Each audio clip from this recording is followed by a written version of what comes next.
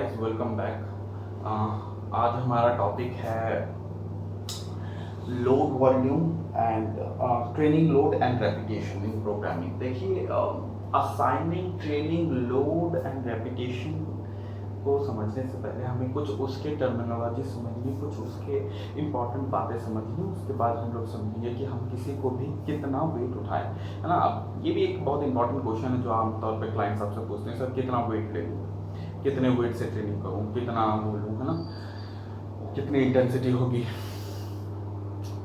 देखिए, जब हम प्रोग्रामिंग करते हैं, खासकर जब हम लोग असाइन करते हैं लोड को और रेपिटेशन को, कितने रैप करना है, कितना वेट उठाना है, उससे पहले कुछ बातें हमें, कुछ टर्म्स हमें समझनी है। उसके बाद हम लोग इसके बारे में डिस्कस करेंगे। सबसे पहले बात आती है मैकेनिकल वर्क की। देखिए, मैकेनिकल वर्क क्या होता है? मैकेनिकल वर्क का मतलब होता है आपने एक पर्टिकुलर ऑब्जेक्ट को, एक वेट है ना, उसके ऊपर कितना फोर्स लगा है, उसने कितना डिस्टेंस कवर अप किया, है ना। यानी work is equal to force applied multiply by distance, है ना। इसका हमारा फॉर्मूला भी है जो हम लोगों ने बायोमैकेनिक्स के अंदर पढ़ा था। दूसरा जो कॉन्सेप्ट है वो ये है कि जो वर्क है, वर्क एक्चुअली होता क्या है कि देखिए, हमेशा एक जो वेट है, वो वेट का, कोई भी एक ऑब्जेक्ट है उसका जो वेट है वो कांस्टेंट रहता है ना। बट उसको मूव करने के लिए फोर्स हमेशा कांस्टेंट नहीं रहती। हम लोगों ने बायोमैकेनिक्स में पढ़ा था कि इन लीनियर पाथवे में तो वो लगभग सेम रहता है, बट एंगुलर पाथवे में अलग अलग जगह पे अलग अलग फोर्स पैदा करना पड़ती है ना, because of its tendon attachment.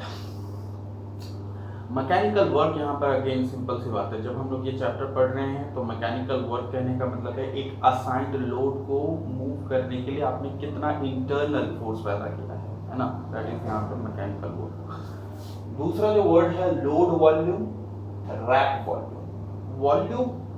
Volume यहाँ पर क्या मतलब है? वॉल्यूम का मतलब है again the total amount of work is volume. ठीक है, कितना आपने वर्क किया है, दैट इज योर वॉल्यूम। अब यहाँ पर load volume, rep volume. Load volume क्या हुआ? लोड मतलब यहाँ पर है किसी की वेट से, किसी का भी एक मैकेनिकल वेट क्या है ना। Consider this pen is 10 grams, है ना। तो इस पेन का जो वेट है वो 10 ग्राम्स है, क्लियर। तो ये इसका क्या है? ये इसका लोड वॉल्यूम है ना। रेपिटेशन वॉल्यूम क्या होता है? रेपिटेशन वॉल्यूम है कि इसको कितनी बार मूव किया गया और उसको कितनी बार रिपीट किया गया, है ना। यानी जब इसके ऊपर फोर्स लगाया गया, इसको डिस्टेंस गया तो बार बार कितनी बार फोर्स लगाया गया और वो उतना ही डिस्टेंस गया, है ना। तो that is repetition volume, clear. तो आप लोगों को समझ में आया? Weight, load volume is the amount of weight lifted, है ना, एंड रेपिटेशन वाला volume is how many times you have lifted that weight, clear। अब यहाँ पर ये समझना है, देखिए, कि जो लोड वॉल्यूम है वो हमेशा कांस्टेंट है ना। रेपिटेशन वॉल्यूम में चेंजेस आता है। They both are a little bit, you can say, inversely proportional to each other. कहने का मतलब है जैसे जैसे लोड वॉल्यूम बढ़ती है वैसे वैसे रेपिटेशन वॉल्यूम कम हो जाती है। कहने का मतलब क्या है कि कंसिडर आप 10 किलो बार से 10 रेपिटेशंस कर रहे हैं, ठीक है। तो जैसे आपने उसमें वेट डाल दिया, कंसिडर 5 किलो और ऐड कर दिया, तो the bar now becomes 15 kg, है ना। Now your repetition volume is going down but load volume increased, which means कि load volume and repetitional volume is inversely proportional to each other. Next is देखिए कि आपका body का force लगाने का भी एक कंसिडरेशन होता है। कंसिडर कि आप 10 किलो का अगेन आपने एक बारबेल लिया है, ठीक है। इसमें वर्क अगर हम देखें या वॉल्यूम को अगर हम लोग देखें कि 10 किलो वेट, है ना, 10 रैप्स, यानी आपने 10 किलो के वेट को 10 बार उठाया है, तो यानी आपने टोटल 100 किलो वेट उठाया है ना। आप 100 किलो का एक बार उठा ले, ठीक है, तो भी आपका लोड वॉल्यूम कॉमन है ना। यानी the quantity of work is similar, इसको हम कहेंगे क्वांटिटी ऑफ वर्क, ठीक है। Quantity and quality of work, again ये दो टर्म है, यहाँ पर मैं इसको भी लिख देता हूँ। Quantity and quality of work. देखिए quantity and quality of work कहने का मतलब क्या होता है? Quantity of work is the how much amount of weight you have lifted. Again जैसे कि 10 किलो का बार मैंने 10 बार लिफ्ट किया तो I have lifted what 100 kilo, है ना। तो मैं अगर 100 किलो के बार को एक बार लिफ्ट करूंगा तो भी मेरा क्वांटिटी ऑफ वर्क सेम हो जाएगा, है ना। मैं 20 किलो के बार को 5 बार लिफ्ट करूंगा तो भी मेरा 100 किलो का वेट हो जाएगा, है ना।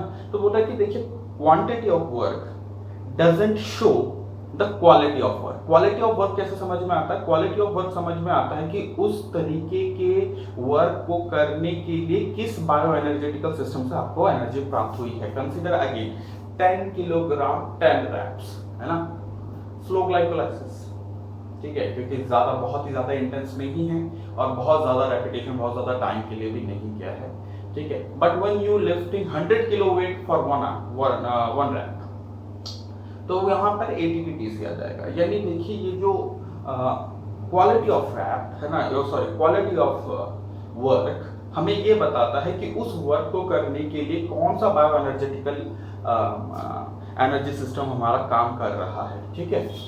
तो ऑलवेज रिमेंबर कि the body adaptation is depending on the quality of work, okay, not the quantity of work. But in Olympics, it is about the quantity of work, how much weight you have lifted in particular liftings, clear? तो जिसका जितना ज़्यादा quantity of work होगा, है ना, उसका उतना ज़्यादा पॉइंट्स होता है, वही जीतता है, clear. But when you are getting training, भाई अडेप्टेशन जो है वो क्वांटिटी ऑफ वर्क के ऊपर डिपेंड नहीं करता, it is on the quality of work कि in which energy system you are working, है ना। That basically predicts which type of adaptation you will got. Okay, next जो है वो है 1 RM। 1 RM का मतलब क्या होता है? 1 rep maximum, यानी the maximum weight you can lift in a particular type of exercise, that is 1 RM. Mostly these exercises are compound type, है ना, core exercises, ठीक है। They can be power exercises as well, okay, but they are not isolation exercises because this type of if you go for 1 RM isolation, it can deteriorate your joint because of its angular pathway, and it create very much torque over the joint.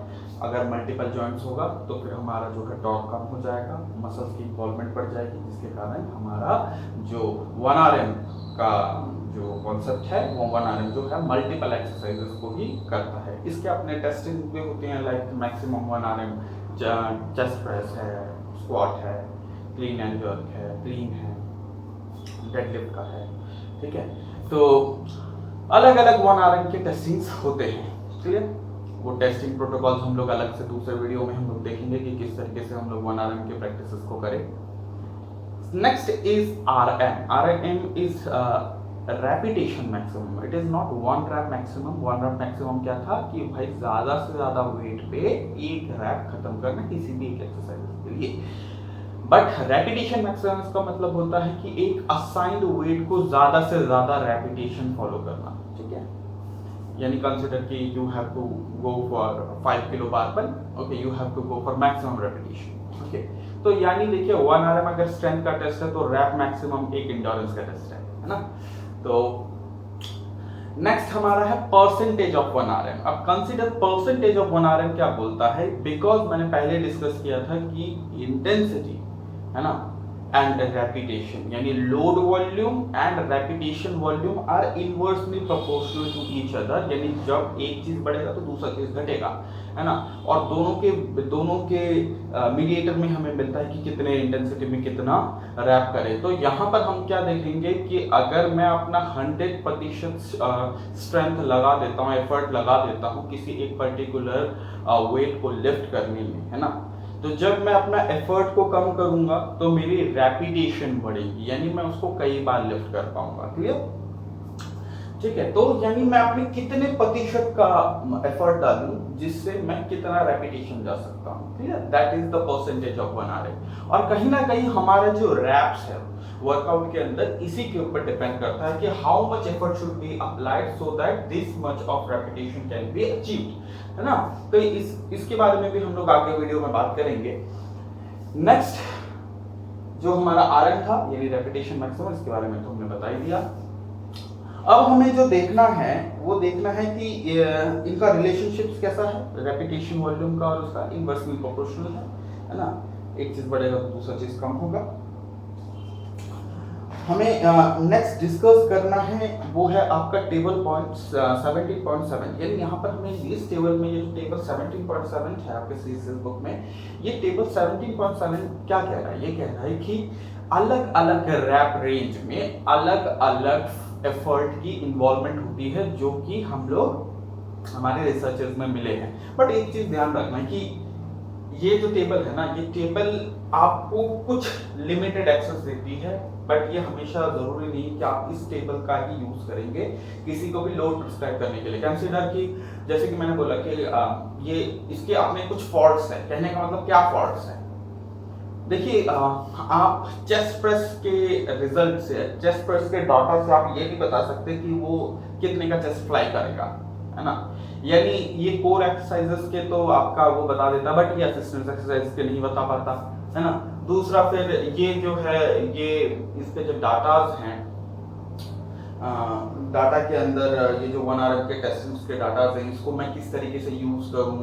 अगर देखिए कि वो test जिसके result को, जिसके data को आप use ही ना कर पाए तो फिर उस टेस्ट का कोई महत्व नहीं रहता ना।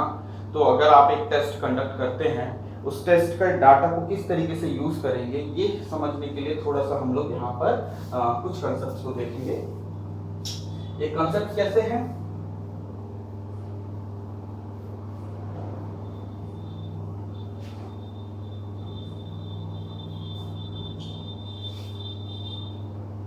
देखिए टेबल 17.17 कहता है कि आपके पास there are certain percentage of 1 R, और उस परसेंटेज पे there will be X amount of reps, है ना।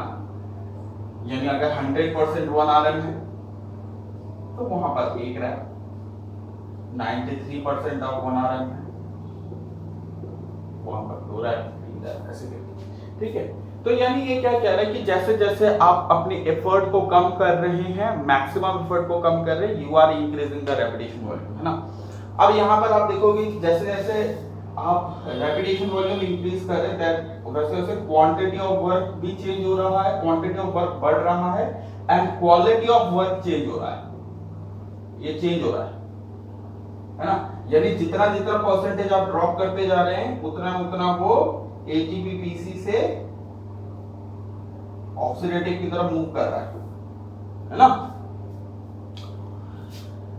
तो यहां पर हम लोग इसीलिए ये परसेंटेज का हम लोग इस टेबल का यूज इसलिए करते हैं कि हम इस टेबल का 2-3 तरीके से यूज कर सकते हैं। कि सबसे पहले एक हो गया कि हम लोग सीधा का सीधा 1 आरएम टेस्ट करें, उसका हम लोग रिजल्ट निकाले, उस 1 आरएम टेस्ट के फिर हम लोग जो भी हमारा असाइंड है, मान लीजिए कि मेरे को एक प्रोग्राम करना है जिसके अंदर मेरे को 8 रैप निकालने हैं, क्लियर। तो कंसीडर कि मैं चेस्ट प्रेस मैं स्क्वाट कर रहा हूं, और स्क्वाट में मेरा मैक्सिमम स्क्वाटिंग कैपेसिटी है, यानी मेरा 100% 1 आरएम ऑफ स्क्वाट है, वो है 140 केजी, ठीक है। 140 केजी ये मेरा 100% 1 आरएम है, ठीक है।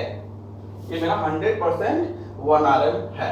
अब मुझे जो है मुझे करना है 8 रैप। अब मुझे क्या देखना है, मुझे टेबल में देखना है कि 8 रैप करने के लिए मुझे कितना परसेंटेज ऑफ 1 आरएम का एफर्ट लगाना है। 8 रैप करने के लिए मेरे को 80% का 1 आरएम का लगाना है, एफर्ट लगाना है। यानी 80% ऑफ 1 आरएम जो है उसमें 8 रैप होते हैं, ठीक है, क्लियर। तो 80% किसके, 80% ऑफ 1 आरएम इस, यानी 140 अगर मेरा ये 1 आरएम है, ये मेरा मैक्स है, इसके 80% पे 1 आरएम में, इसके 80% के 1 आरएम में मैं 8 रैप कंप्लीट करता हूं, ठीक है। यानी अगर मैं इसका इक्वेशन तैयार करूंगा तो कैसे होगा, 140 किलो के 80% पे मुझे क्या मिलता है, मुझे 8 रैप्स मिलता है। तो 140 मल्टीप्लाई बाय 80, परसेंटेज हटाएंगे इसके नीचे आ जाएगा 100, 0 0 खत्म, 0 0 खत्म,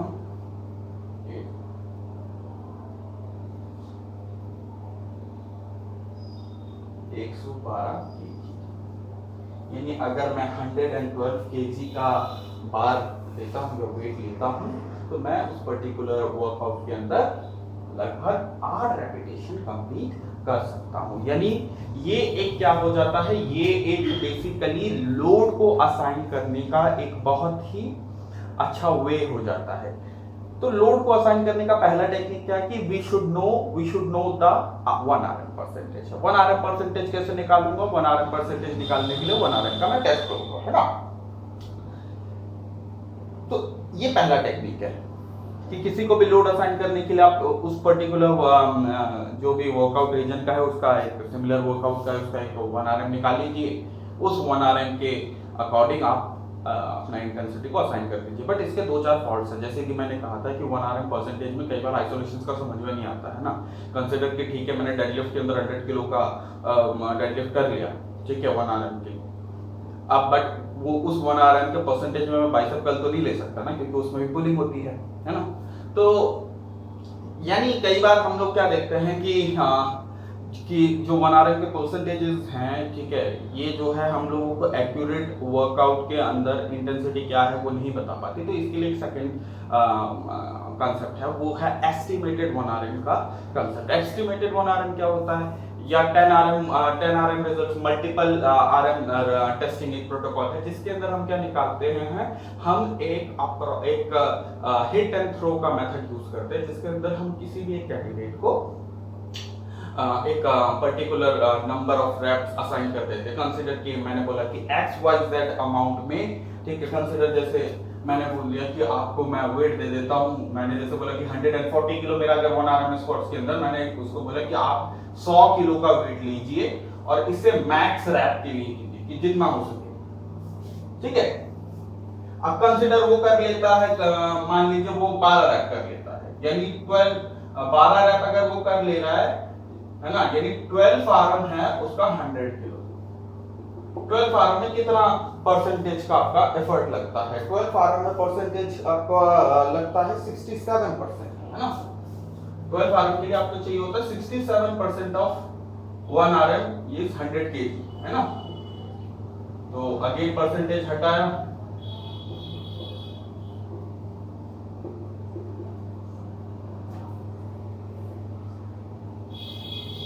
अगर इसको हम लोग कैलकुलेशन करेंगे तो हमारे पास इसका एक्यूरेट रिजल्ट आ जाएगा कि उसका कितना 1 RM है, ठीक है, उसका 1 RM का कितना वो है आपका रिजल्ट है।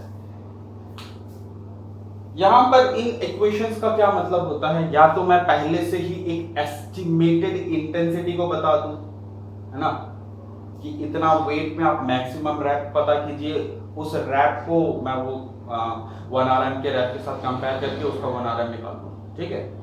या 1 RM का डायरेक्ट टेस्ट लूं, मेरे को वो मिल गया, उसके बाद मैंने उसको 1 RM के कंपैरिजन में रखते हुए उसका एस्टिमेटेड इंटेंसिटी को निकाल के उसको लोड प्रिस्क्राइब करके दे दूं। तो यहाँ पर जो भी बात है, इनमें देखना ये है कि आपको जो टेबल यानी याद रखना पड़ेगा, टेबल को याद करना पड़ेगा, कितने परसेंट के एफर्ट में कितना आपका रेपिटेशन जाता है, ठीक है। लाइक 75% पे 10 रेपिटेशन जाता है। इसी तरीके से टेस्टिंग जो मल्टीपल RM टेस्टिंग है ना, ये भी इसी तरीके से कंडक्ट की जाती है। कंसीडर कि अगर मान लीजिए आपको 8 रैप का ही प्रोग्राम बनाना है, ठीक है, 8 रैप का प्रोग्राम बनाना है, आपने उसको एक XYZ वेट दिया है कि आप इस वेट को लेके इतनी बार लिफ्टिंग कीजिए, है ना। 8 रैप आपको निकालना है, मैक्सिमम वेट 8 रेपिटेशन के लिए। यहाँ पे आपने वेट प्रेस्क्रिप्शन एकदम वो बोल दिया कि आपको 8 ही करना है ना। 8 से अगर ज्यादा जा पा रहा है तो मतलब आपको वेट इंक्रीज करना पड़ेगा, है ना। तो यहाँ पर क्या होता है, यहाँ पर एस्टिमेशन जब आपको मिल जाती है, लाइक अगर 8 रैप को आपको निकालना है तो आपको 80% का वो चाहिए। कंसीडर पहले आपने 100 किलो दिया, उसमें से वो 9-10 रैप निकाल दे पा रहा है ना, आपने थोड़ा वेट और बढ़ाया, उसमें से आप 8 रैप निकाल पा रहा है, ठीक है। तो अब क्या करें कि मल्टीपल अगर अटेम्प्ट्स होने लगेंगे, मल्टीपल अटेम्प्ट्स होने के बाद अगेन रिजल्ट्स में वेरिएशन आ सकता है। रीजन क्या है कि उसका रेसिडुअल इफेक्ट आएगा। तो मैं सबसे बेहतरीन क्या मानता हूं, एक XYZ अमाउंट में एक वेट देने के बाद उसको मैक्सिमम ले जाना, ठीक है, ये सबसे बेस्ट तरीका है। यानी इसके तीन तरीके, सबसे पहले या तो मैं डायरेक्ट 1 RM टेस्ट निकाल लूं, या तो फिर मैं एक पहले से एक रैप रेंज दे दूं और उसके अंदर वेट ऐड करता रहूं कि जब तक वो उस रैप रेंज में नहीं पहुंच जाए, है ना। या तीसरा मैं एक XYZ अमाउंट दे दूं और उसको मैं बोलूं मैक्सिमम रैप कंप्लीट करो, ठीक है, और उसमें से मैं 1 RM में करूं। मतलब तीनों में ही मेरे को 1 RM मिलने वाला है और उस 1 RM के परसेंटेज के हिसाब से मैं बेसिकली अपना प्रोग्राम के अंदर अपना लोड को प्रेस्क्राइब करके देने वाला हूं। तो ओवरऑल हमें 1 RM फाइंड आउट करने के तीन तरीके मिले। डायरेक्ट 1 RM को निकालूं, एस्टिमेशन करके 1 RM को निकालूं, मल्टीपल सेट्स के साथ 1 RM निकालूं। क्लियर? बट 1 RM का अगेन डायरेक्ट 1 RM अगर मैं टेस्टिंग करता हूं तो उसके लिए अपने उसके चैलेंजेस है, जैसे कि बहुत लोग डर की वजह से नहीं करते हैं, बहुत लोगों के पास एक्सपीरियंस नहीं है, उनके पास वो ट्रेनिंग स्टेटस नहीं है उनकी कि वो लोग कर सके, है ना। और फिर 1 RM के लिए आपका जो है कम से कम उस कैंडिडेट को एटलीस्ट आपका इंटरमीडिएट टू एडवांस होना चाहिए, बिगिनर नहीं कर सकते, उनको इंजरी प्रॉब्लम हो सकता है। तो कई सारे हम लोग देखते हैं कि इसीलिए मैं 1 RM को डायरेक्ट एज अ प्रोग्रामिंग के लिए, टेस्टिंग के लिए मैं डायरेक्ट 1 RM जो है प्रेस्क्राइब नहीं करता हूँ, ठीक है। अगर आपको प्रोग्रामिंग है और अगर कैंडिडेट बिगिनर है, ऑब्वियसली अगर एडवांस लेवल का कैंडिडेट है तो हम लोग उसके साथ डायरेक्ट 1 RM कर सकते हैं, जो सबसे ज़्यादा एक्यूरेट रिजल्ट देता है ना। वरना हमारे पास दो तरीके के और टेक्निक्स है, मैं इन दोनों को में से कोई एक चूज करना ज़्यादा बेहतरीन समझता हूँ, जिसमें मैं थर्ड टेक्निक सबसे ज़्यादा इंपॉर्टेंट समझता हूँ कि हम लोग एक XYZ अमाउंट देंगे और उसके अंदर हम लोग मैक्सिमम रेपिटेशन जाने के लिए बात करेंगे। उसको मैं अगेन हमारे जो परसेंटेज ऑफ 1 RM का जो टेबल है उसके अंदर कंपेयर करके हम लोग उसको एस्टिमेटेड 1 RM दे देंगे। क्लियर? और उस 1 RM के रिजल्ट्स के हिसाब से हम लोग अपने आगे के प्रोग्रामिंग में लोडिंग्स को प्रेस्क्राइब करेंगे। आगे है assigning load and repetition based on training goal. देखिए, यानी हर एक पर्टिकुलर ट्रेनिंग गोल के अपने पहले से ही कुछ रैप रेंज, कुछ असिस्टेड लोड है, ठीक है। हमने बोला था कि जो ये ट्रेनिंग लोड है ना, ये आपका रेपिटेशन लोड है, ये inversely proportional to each other है, यानी क्वालिटी ऑफ वर्क और क्वांटिटी ऑफ वर्क में डिफरेंस होता है ना। हमने क्या देखा था कि जैसे जैसे इंटेंसिटी बढ़ेगी, वर्किंग का वर्कलोड बढ़ेगा, वैसे वैसे आपका रेपिटेशन लोड लो हो सकता है ना। एक और चीज यहाँ पर हम लोग क्या देखते हैं कि जो असाइंड होते हैं पहले से जैसे कि मान लीजिए रेजिस्टेंस ट्रेनिंग के टाइप्स है ना, endurance type of resistance training, hypertrophy type of resistance training, strength type of resistance training, यानी ये जो रेजिस्टेंस ट्रेनिंग के टाइप्स है। रेजिस्टेंस ट्रेनिंग का मतलब हुआ कि वी आर यूजिंग सब resistance that is type of, whether it can be body weight resistance, it can be elasticity, it can be gravity. So there are several types of resistance in resistance training, but there is a type of resistance training which means आपने उस resistance को overcome करने के लिए किस तरीके से force को generate किया अपने body के अंदर, है ना। तो ये बेसिकली हमारा कैटेगरी देता है कि किस तरीके की रेजिस्टेंस ट्रेनिंग करेंगे। यानी जब हम बात करें resistance training with free weights, है ना, उसके अंदर हमारे पास टाइप क्या क्या है, endurance training, hypertrophy training, then हमारे पास है strength training, power training, different type of resistance के साथ है। अब यहाँ पर हम देखते हैं कि हर एक टाइप के अंदर, एक पर्टिकुलर टाइप के अंदर अपना एक इंटेंडेंट पहले से इंटेंसिटी एंड रेपिटेशन रेंज है, ठीक है, कि इतने से इतने रेंज पे अगर आप रैप रखते हैं और इतने से इतने के इंटेंसिटी रखते हैं तो आपके लिए हाइपरट्रॉफी होगा, आपके लिए इंड्योरेंस बनेगी या आपके लिए स्ट्रेंथ बढ़ेगी, चाहे जो हो आप इसमें बात कर लें।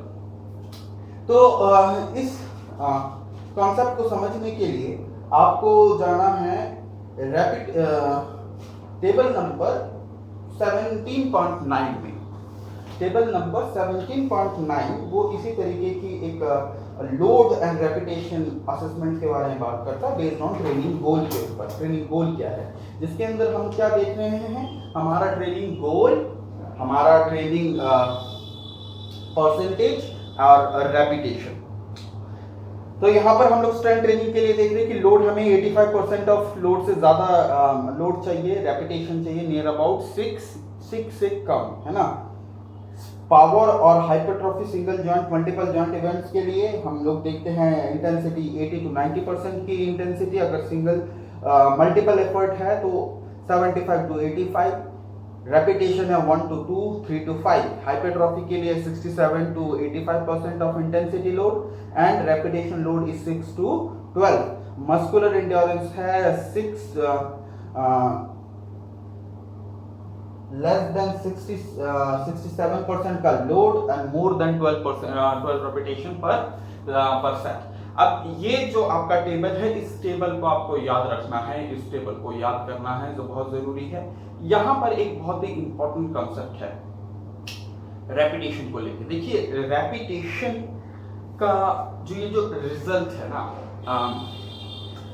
रेपिटेशन एक वर्क जब चल रहा हो तो उसको कितनी बार रिपीट करना है, इसका एक इंपॉर्टेंट कंसेप्ट है टट का, ठीक है, जो शायद आपके बुक में नहीं दिया है, मैं इसके बारे में अलग से आपको बताना चाह रहा था। देखिए hold on,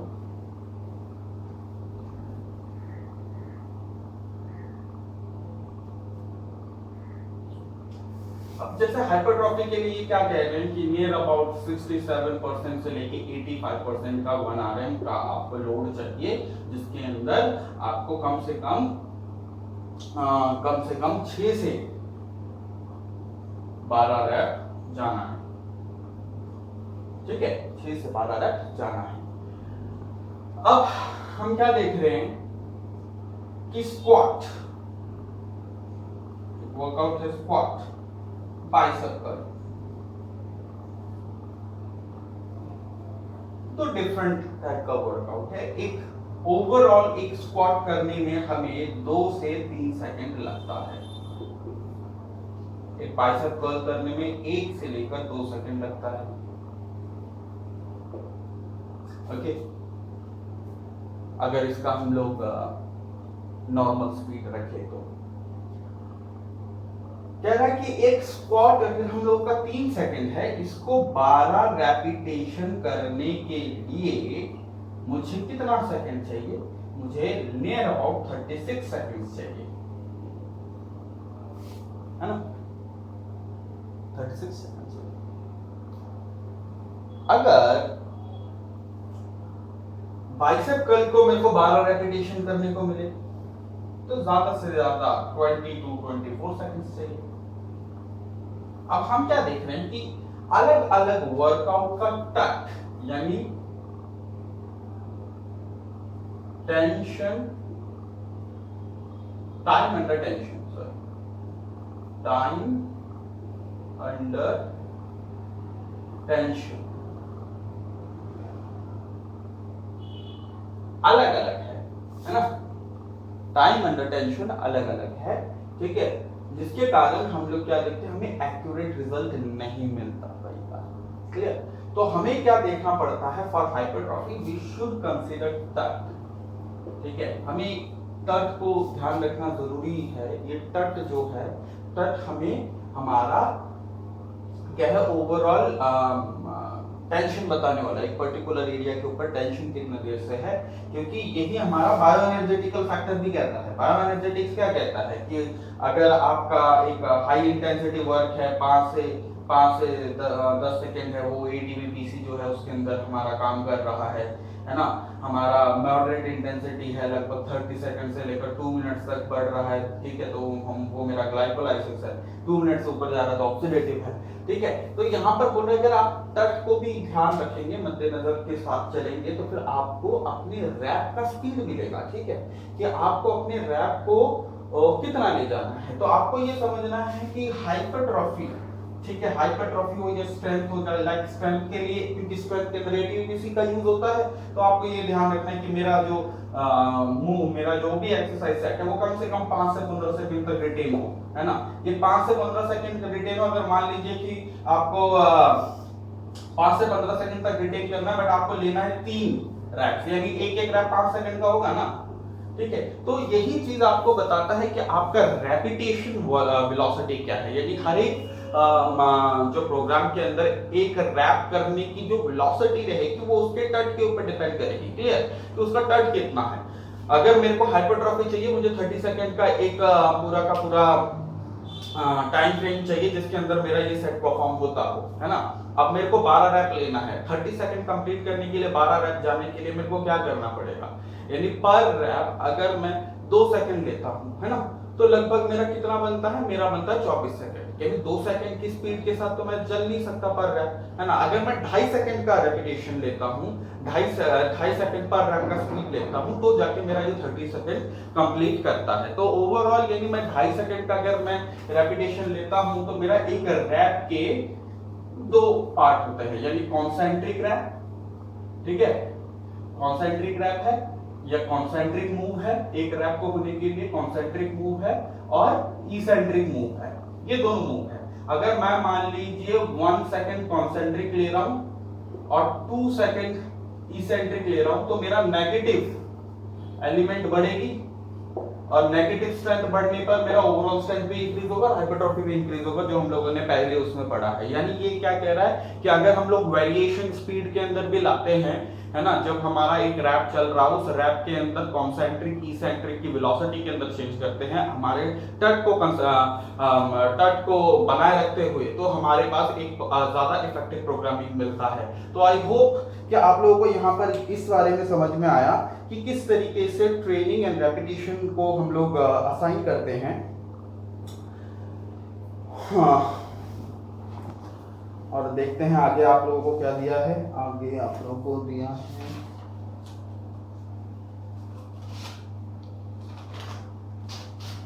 assigning percentage of power training, assigning percentages for power training, variation in training load, progression of the training load,